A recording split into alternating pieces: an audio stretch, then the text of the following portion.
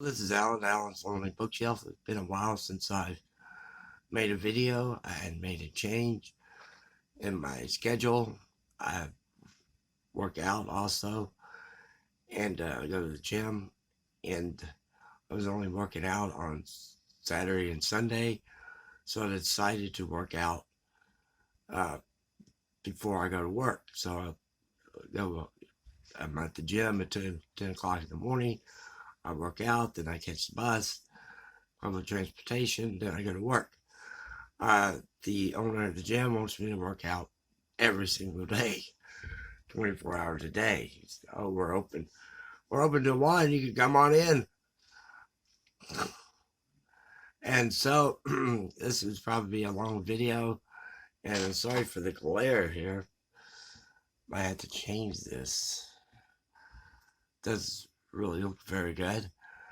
So right by a window. So, let's get started. The first, I read 3 books, which were all set in Russia. And one was actually a screenplay. One was comes out next week, and the other one has already been out. So the first one is called Events at Donetsk. Might have to move this camera. Yeah, I think I'll go ahead and move the camera. Excuse me. Yeah, sorry about that.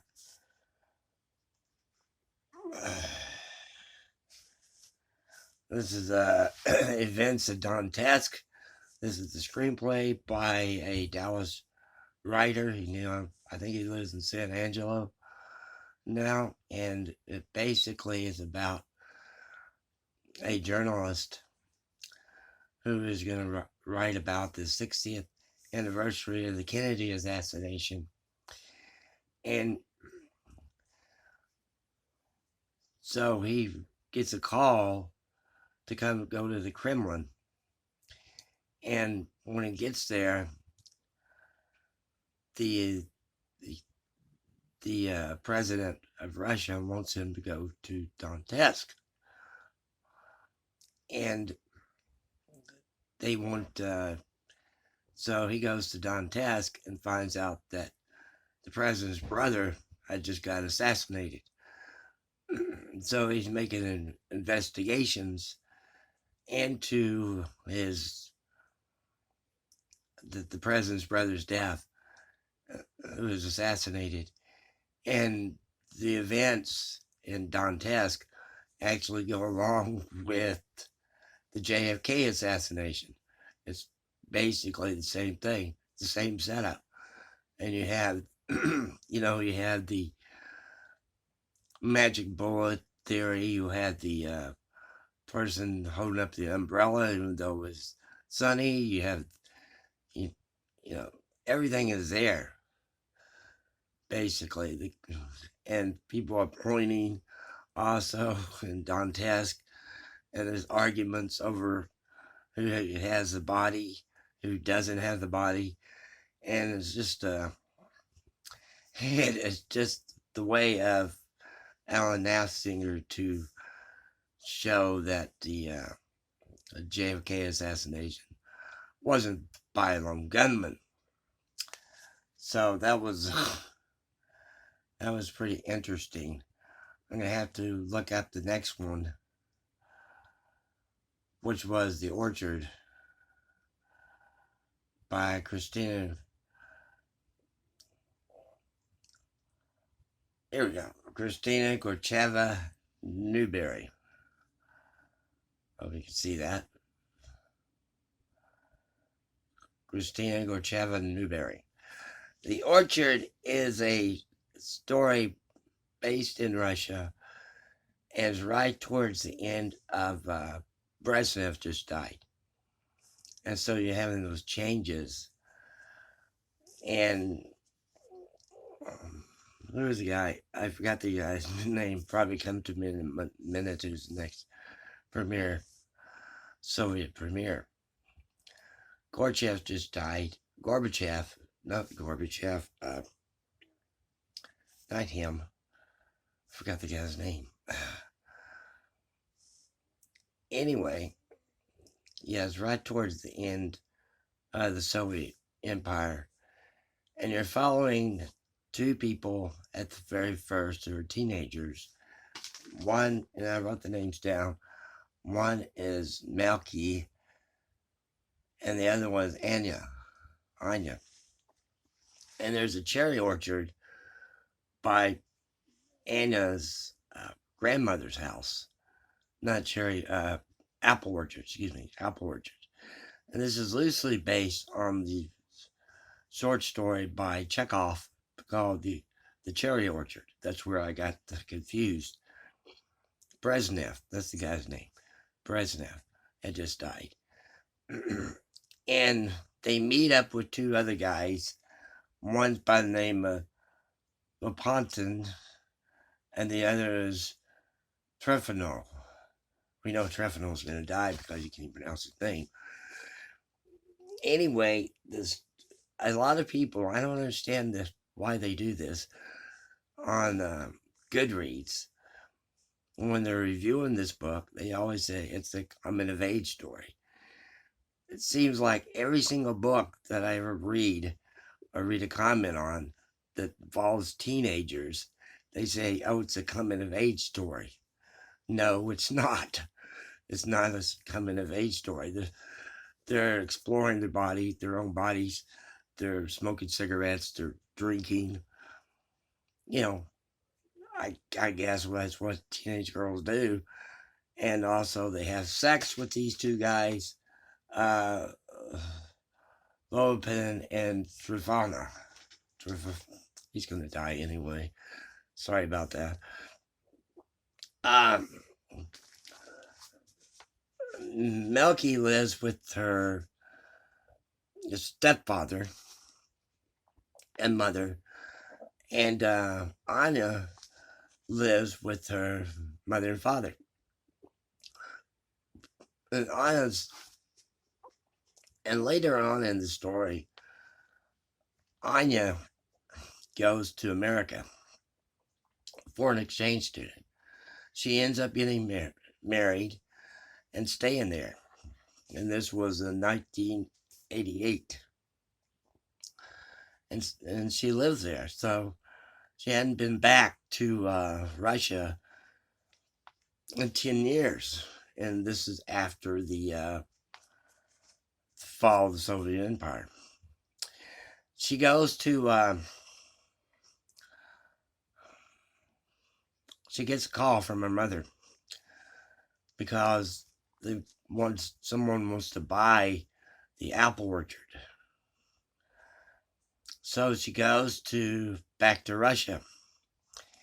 And there's a conversation that took place between the mother and the daughter and the father. And the mother says during this, they always have arguments in this story. The mother and father do this, they're just going after each other. You're the one who blames America for all the world's problems, as the mother said. The father comes back and says, not all sins, but many, just like they blame us. And the daughter says, Americans don't give a damn. It's Russian propaganda. The father says, propaganda? You think Russians are too stupid to know it? Just like everyone else. And I just wrote this down, can't read it. Yeah, America just wants to expand their territories. And why do they want to do that? So they can keep Russia in check. They station their troops there on the border of Ukraine and Georgia and keep our borders in check. But the second part of the story is not that great. I just got lost into it. They shouldn't have made a second story. It was too rushed. The person, uh, the way the one person was still alive, that the Overton was still living, and they rushed his death real quick.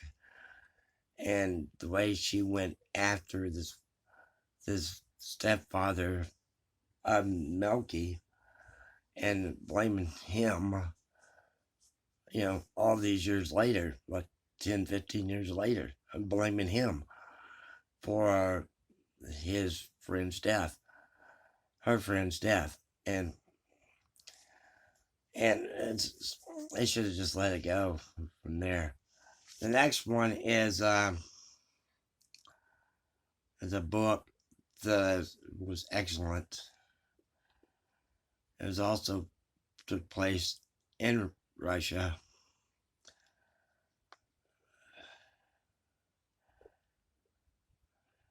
See if I can get it correctly. It is basically a story where it takes place in Russia, like I said, in a small village, and this girl, Tanya, is living with her mother and the grandparents, and she finds this diary that was hidden away. And this takes place during the time of the it's before the Orchard one. It's before that one, probably during the Brezhnev era or the Khrushchev era. And the film, I'm sorry, the movie, I'm sorry, I keep saying that. Sorry about that. You can tell that I don't edit these. It's hard as well, it has to do, let me back up and talk about that, about the diary that she finds. It's written during World War II, or the Great Patriotic War, as they say in Russia.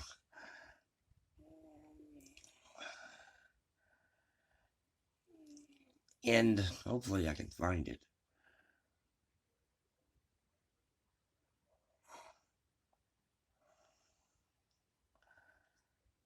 Oh, here we are. Here we go. Sorry about that for all the delays. It's called A Train to Moscow by Elena Gochova. And apparently she has written a couple of other books. But this one, as I said, this girl finds a diary and starts reading it. And wonder why they're hiding it. And she has a boyfriend at school. And the boyfriend's father arrives just out of prison, out of the gulags. And as the story goes on, the girl, Tanya, wants to be an actress. And the grandfather doesn't want anything to do with that and beats her.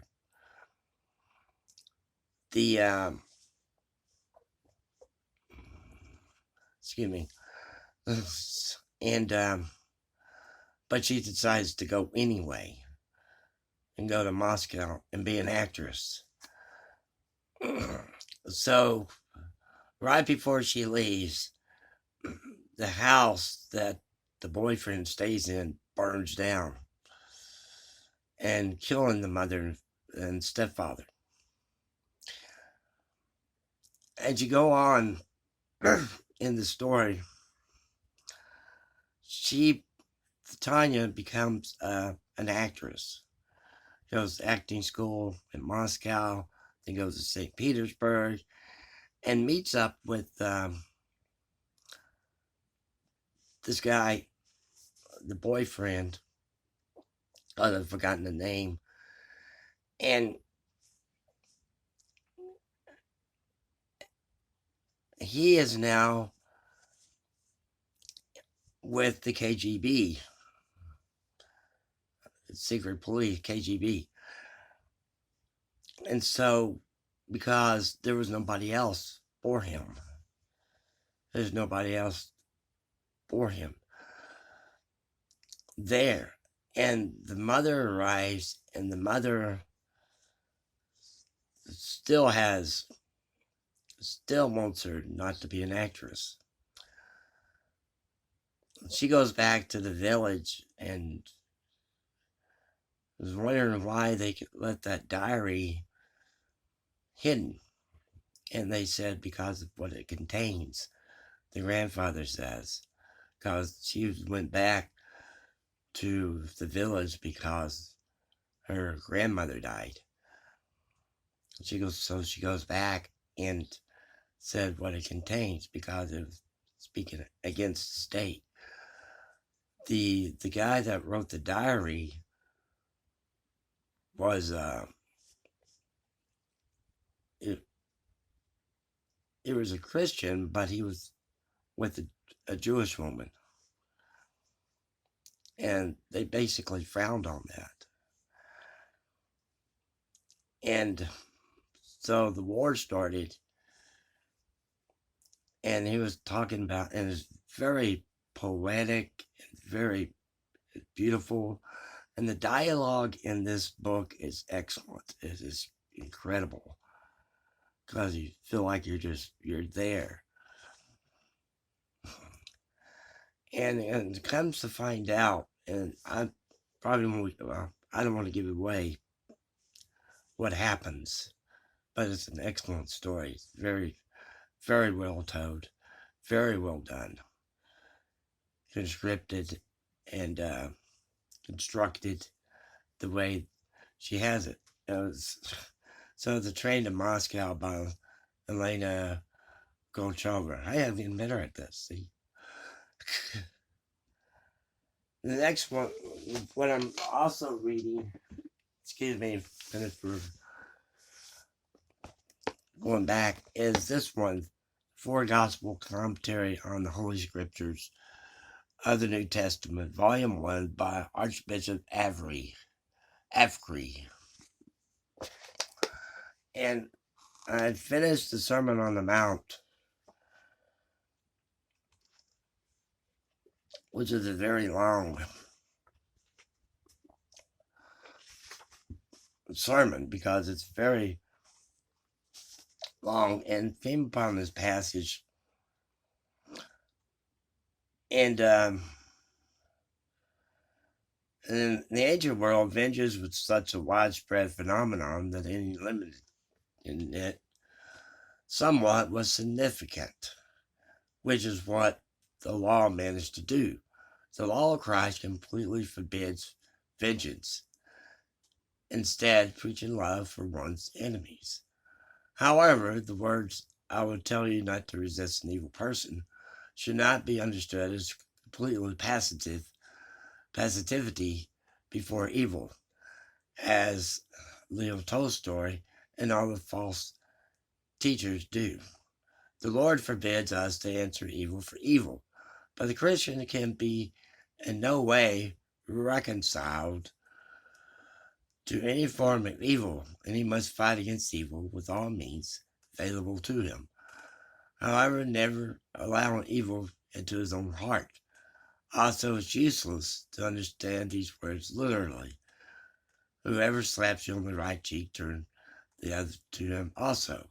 For you know that Christ himself acted otherwise when the servant at the judgment of Ananias struck him on the cheek. We must strive to correct not only those who do evil, but in general those who do evil to us personally. This is a direct commandment to this in Matthew chapter 18. What is forbidden is the evil emotion of the desire for revenge. What is forbidden is the evil emotion of the desire for revenge, but not the battle against evil. Swindling others is also forbidden, but on the contrary, Christ fulfill all our neighbor's needs. Give to him who asks of you. This, of course, does not include those situations when given to your neighbor is not only unbeneficial, but may even be more harmful. A true Christian who loves his neighbor will not give a murderer a knife or poison to a man who wishes to commit suicide. Well, thank you for watching and have a good weekend.